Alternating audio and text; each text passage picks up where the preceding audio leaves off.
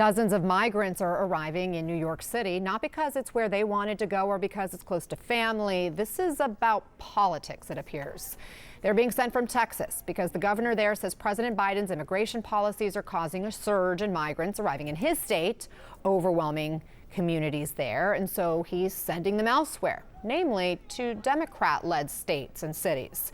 CNN's Paula Sandoval is following what's happening here in New York with the arrival of dozens of migrants in this city over the weekend. New York's mayor is saying some of these migrants are not happy with coming here, right? That's the latest development here, Anna. If you remember, going back as far as April, Texas Governor Greg Abbott had announced his plans to bus migrants from the Lone Star State, basically also what we've seen from the state of Arizona, to parts of the Northeast, Washington, and as of this Friday, here in New York City. And he said that that would be offered on a voluntary basis. Only those migrants that have already been processed by the Department of Homeland Security who want to board these buses for a ride to the Northeast. However, yesterday, and as recent as this morning, New York City Mayor Eric Adams said that he's had an opportunity to speak to some of those recent arrivals who claimed that they were forced to board these buses. So what happens now? How are they being cared for here? Cities where they have families, and they just packed them on a bus without any direction. And we learned that many people had to be reticketed. They wanted to go somewhere else, but they just specifically targeted New York, they being the governor of Texas.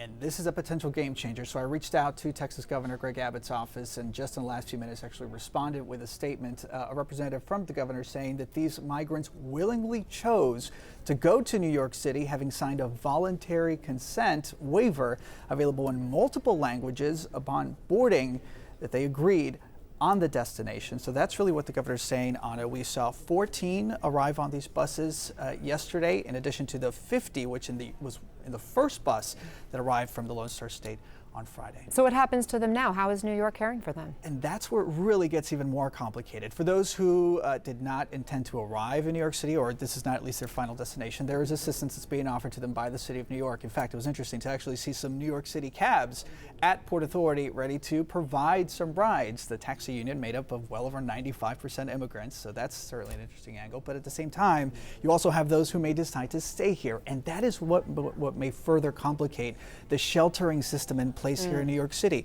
You have an increase in evictions. You have a homeless crisis as well that they're trying to place people. And now you have, as of last Monday, about 4,000 asylum seekers who have turned to New York City's sheltering system. So what you're hearing from city officials here is the city is certainly welcoming immigrants. However, they would like to see more coordination with Governor Greg Abbott, which may be really hard to get, and at the same time help from the White House as well. But what is the governor, Greg Abbott, saying? I mean, yes, he's saying they want to come, but what is he saying in terms of explaining why he's sending immigrants here? Is this really just about trying to score political points or making a political point? Yeah, it's not necessarily who wants to be taken up here or brought up here to New York City, but it's what. And in this case, it certainly is politics. When you hear from critics of the Abbott administration who says that this is basically political theater, a stunt, and many of these migrant families that, again, have been already processed by the Department of Homeland Security and free to travel into the United States until they finally get their day in court, are basically getting a free ride to cities like Washington and like New York City. Here's some of the governor's comments on Fox News as he explains why he says he's having to do this. Actually, we should mention, as we may work to get that a little later, he does maintain that it is his plan to hold the Biden administration accountable. He says it is his plan to take the border to places like Washington, D.C. and like New York City as well. So that's what he maintains as a reason for this. But it is certainly drawing some criticism, not just from Democrats, but from Republicans as well. The Texas emergency officials are the ones who are funding these rides. So these are taxpayer-funded rides for these migrants that are making their way now to Washington, D.C. and as of this Friday, here to New York City. I'm joined now by Murad Awaude. He's the executive director of the New York Immigration Coalition. Murad, thank you so much for joining us this morning. Now, the city is estimating that some 4,000 asylum seekers have arrived in the city, gone into New York's shelter system since late May. Do you agree with the mayor that these migrants are being forced to New York? Well, thanks for having me, Alex, and pleasure to be with you here today. You know, asylum seekers have really already made a dangerous trek, some over 3,000 miles on foot to get to the southern border, and then are being bused almost 2,000 miles to New York City. I think that the bigger piece here is ensuring that we see the humanity in people. Folks who are seeking asylum at our southern border are fleeing violence, they're fleeing persecution, impacts of climate change. No one leaves their home because they feel safe. So it's really important that this country, a country of immigrants, continues to welcome folks and abide by its humanitarian, uh, you know, values. But you say they're being bused. Who is doing this? Who is pushing this? Do you believe that it is the Texas authorities who are putting these migrants onto these buses? Do you believe that federal Customs and Border Patrol officers are doing that? Who is doing this busing? It's right now the last two buses that have arrived in New York City were buses from the state of Texas. And Governor Abbott has proudly said that he has sent them.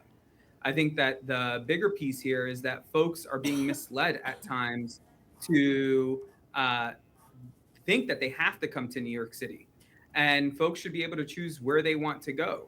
A couple of weeks ago, we saw our office starting to get inundated with notices to appear, which are immigration court hearing notices that we didn't know who these individuals were, but that mail is addressed to us. So there is some weirdness happening at the southern border where people are being assigned, given fake addresses here in New York City, has been noted in the past. And if we really want to make sure that folks have the opportunity to seek refuge in this country, that they are treated and welcomed with dignity and respect. And from my understanding, many of these people who are coming both to New York and to Washington, D.C., don't have friends or family in places in the South like Texas, as many, say, migrants from Mexico or Central America might. So what are you hearing from the people themselves who are making, as you say, this incredibly arduous journey up to the north and eastern part of the country after already having made an incredibly difficult journey? You know, folks are really traumatized by the journey that they took initially and then re-traumatized after being released from detention by being put onto a bus for 36 to 48 hours, where at times they're not allowed off the bus, they're not given food. And, you know, the other day we had a young man get off the bus who was a child, and he, didn't feel well. And he didn't receive care in the detention facility and actually needed insulin. So he was taken to the hospital. Yesterday, we saw a young man also get off the bus and wasn't feeling well. So folks are put into these horrible conditions in this country, which is more than inhumane, as opposed to receiving, the treatment. They're just being shuttled from one area to the next and being exploited by the governor of Texas, Governor Abbott, as a political pawn in this moment. And the problem is so acute that the mayor of Washington, D.C., Muriel Bowser, has tried to call up the National Guard to help with this issue. Washington, that's on the city side. Of course, the goal of Governor Abbott is to raise this on a federal level. So what more are you hoping will happen in terms of coordination between those southern states that are sending migrants up to Washington and to New York? I think first and foremost, what's most important in this moment is that they actually treat asylum seekers who lawfully are in this country with the dignity they deserve. That's the first thing. The second thing is making sure that we are able to provide care and the services that people need. Here in New York City, folks we are a right to shelter state. So that means that anyone who comes here has the right to a shelter.